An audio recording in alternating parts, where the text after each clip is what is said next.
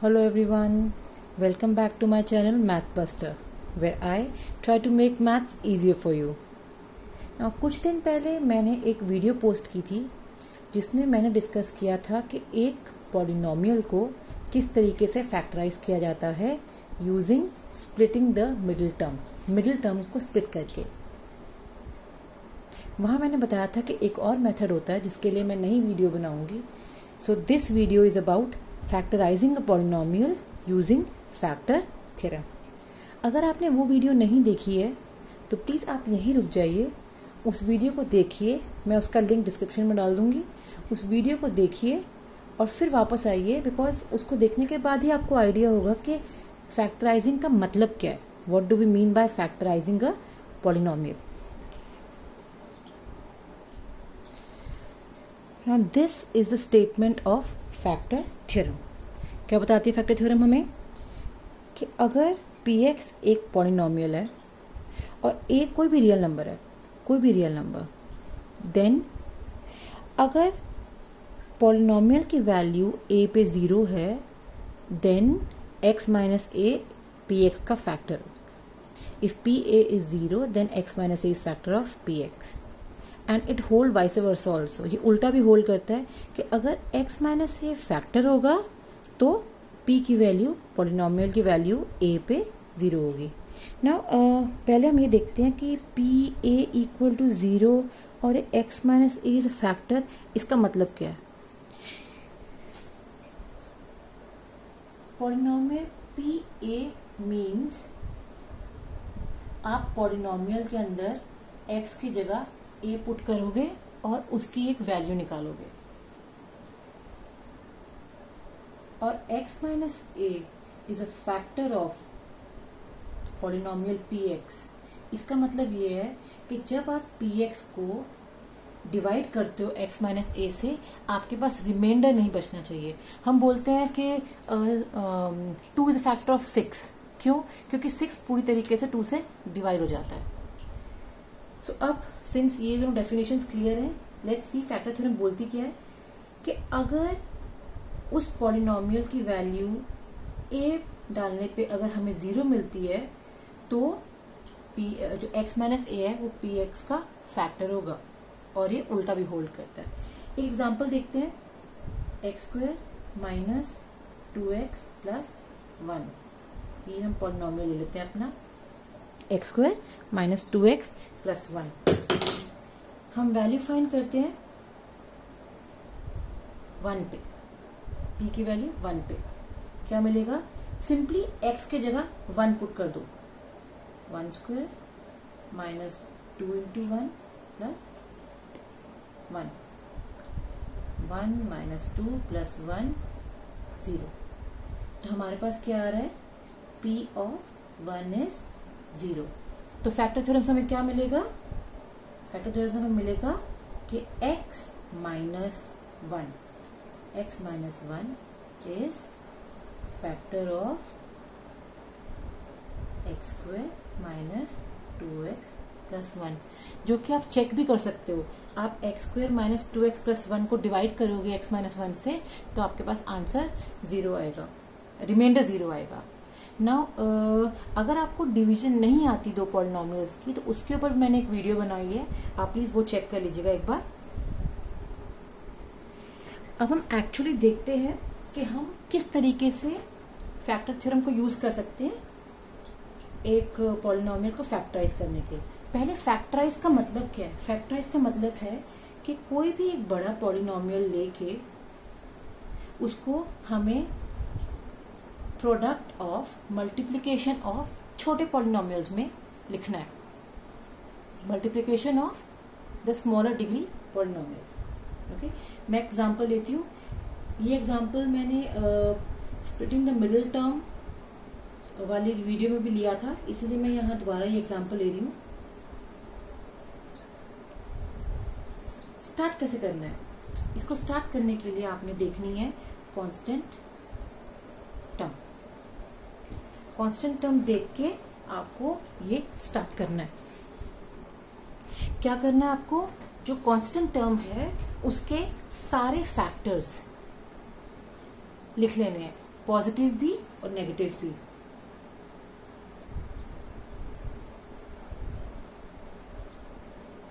कौन कौन से हैं?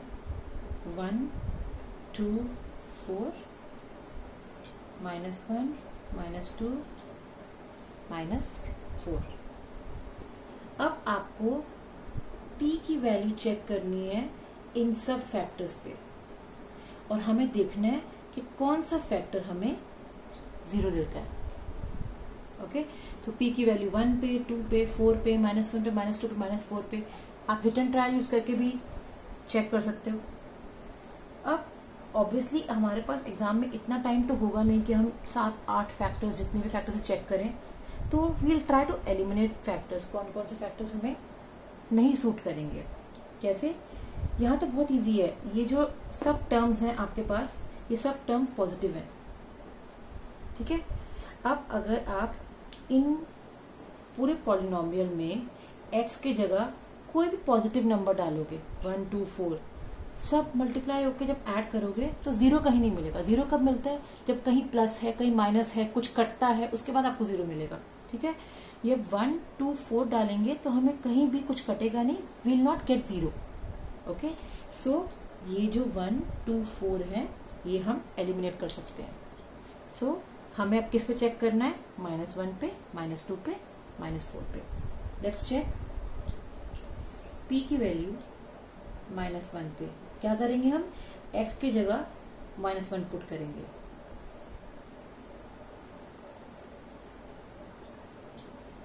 क्या मिलेगा आपको? 3 -13 +4। पूरा सॉल्व करने की जरूरत नहीं है, क्लियर सी बात है। 7 - 13 0 नहीं है। x की वैल्यू p की वैल्यू -2 पे, x की जगह -2 पुट करके देखिए क्या मिलता है आपको।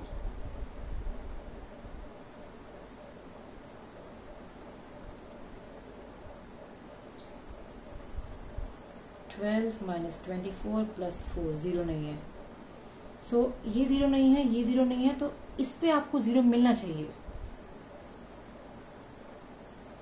Let's see, 3 -4 square +13 × -4 +4, 3 × 16 +13 × -4 +4, which is 48 -52 +4, 52 - 52 0। सो क्या हुआ यहाँ पे? p की वैल्यू -4 के ऊपर आपको 0 मिल रही है। तो यही हमारा एम था, हमें एक ऐसा नंबर चाहिए था जिसके ऊपर पॉलिनोमियल की वैल्यू 0 हो। तो क्या मिला आपको?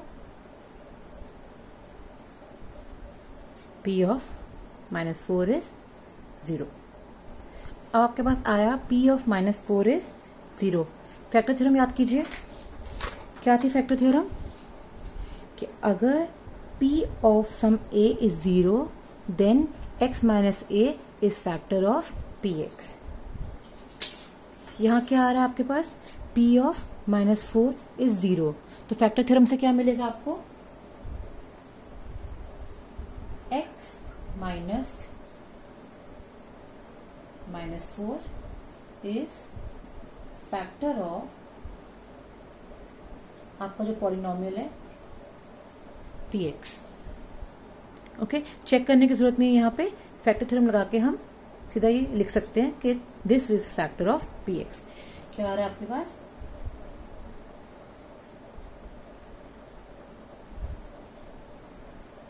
x, ये -4 -4 इज फैक्टर ऑफ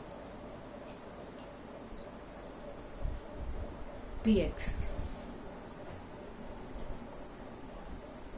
ओके, इसका मतलब क्या है? इसका मतलब ये है कि x + 4 इज फैक्टर ऑफ आपका जो पॉलिनोमियल था 3x² + 13x + 4। अब ये जो 2 डिग्री का पॉलिनोमियल है तो इसके 2 ही फैक्टर्स होंगे। It will have 2 factors. एक फैक्टर ये है, तो हमें एक फैक्टर और निकालना है। वो फैक्टर निकालने के लिए क्या करेंगे? we will divide the polynomial by जो आपने फैक्टर निकाला है. डिवाइड करने के बाद जो आंसर आएगा वो आपका दूसरा फैक्टर होगा. आइए डिवाइड करके देखते हैं. लॉन्ग डिवीजन मेथड से डिवाइड करेंगे. क्या आएगा आपके पास?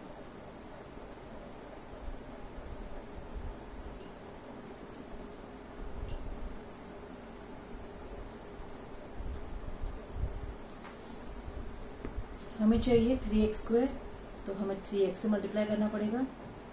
3x² plus 12x. 4 3 से 12. साइन रिवर्स हो जाएंगे, कैंसिल हो जाएगा. 13x minus 12x x plus 4. x चाहिए आपको, यहाँ पे ऑलरेडी x है, 1 से मल्टीप्लाई करेंगे. x plus 4 into 1 is x plus 4. Sign reverse, cancel, 0. तो आपको पता है फैक्टर है तो रिमाइंडर तो 0 आएगा ही आएगा. अगर यहाँ रिमाइंडर 0 नहीं आ रहा मतलब आपने कुछ गलती की है मल्टीप्लिकेशन में. ठीक है, तो ये एक फैक्टर आपके पास निकल के आ गया था फैक्टर थ्योरम से. डिवाइड करने के बाद दूसरा फैक्टर निकल के आ गया. तो सिंपली हम ये बोल सकते हैं कि 3x² plus 13x plus 4 is equal to जो आपने पहला फैक्टर निकाला था x प्लस 4 और जो दूसरा निकाला है 3x प्लस 1. आपने इस पॉलिनोमियल को product of multiplication of 2 polynomials की फॉर्म में लिख दिया. मतलब आपने इस पॉलिनोमियल को फैक्टराइज कर दिया है. स्प्लिटिंग द मिडिल टर्म करते हैं तभी ये आंसर आता है हमारे पास. एक और एग्जांपल देखेंगे.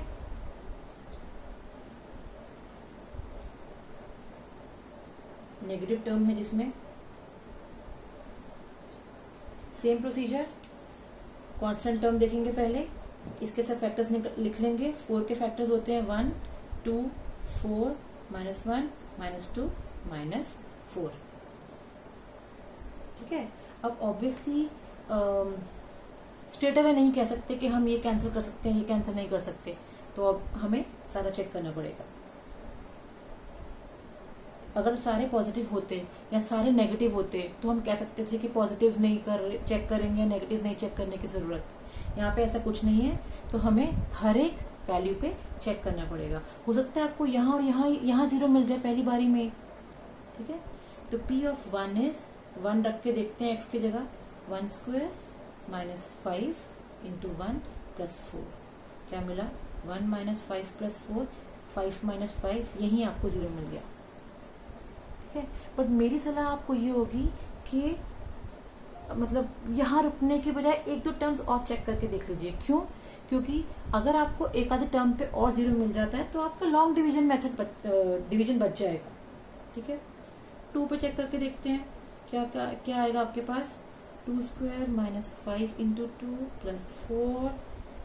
ये आएगा 4 माइनस 10 प्लस 4. 0 नहीं है. 4 पे चेक करके देखते हैं. 4² minus 5 into 4 plus 4. 16 minus 20 plus 4. 16 plus 4 20. 20 minus 20 0. तो क्या हुआ आपके पास? आपके पास आ गया p of 1 is 0 and p of 4 is 0. अब इस पे फैक्टर थ्योरम लगाएंगे तो एक फैक्टर मिल जाएगा, और इस पे फैक्टर थ्योरम लगाएंगे तो एक फैक्टर मिल जाएगा. डिग्री 2 है, 2 ही फैक्टर्स हो सकते हैं इसके. तो इस पे फैक्टर थ्योरम लगाएंगे तो क्या मिलेगा? By factor theorem x minus 1 is factor of px. और इस पे फैक्टर थ्योरम लगाएंगे तो हमें मिलेगा x minus 4 is factor of px. 2 factors आपको मिल गए. तो क्या हो जाएगा आपके पास? px equal to x² minus 5x plus 4 जो था, दोनों फैक्टर्स मिल चुके हैं. It is nothing but multiplication of both the factors. मतलब आपको यहाँ पे एक फैक्टर निकालने के बाद लॉन्ग डिवीजन करने की ज़रूरत नहीं पड़ी। अगर आपको टाइम बचाना है, आपको सब फैक्टर्स को चेक नहीं करना, तो जैसे ही पहले फैक्टर पे आपके पास आया था 0, वहीं आप स्टॉप कर दीजिए। ठीक है, this was the long division, this was the factorisation of polynomial using factor theorem.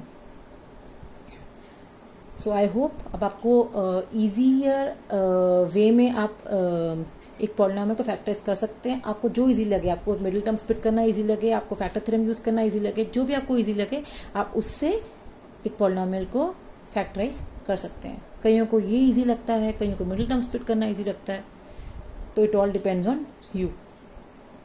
सो अगर आपको इस वीडियो में रियली हेल्प मिली है तो please I will say like this video and subscribe to my channel, and I will be posting more videos, and I am taking requests also. I mean, you can tell me in the comment section what videos you want, what topics you want me to cover, so that can help me to understand which topic is more difficult for you people.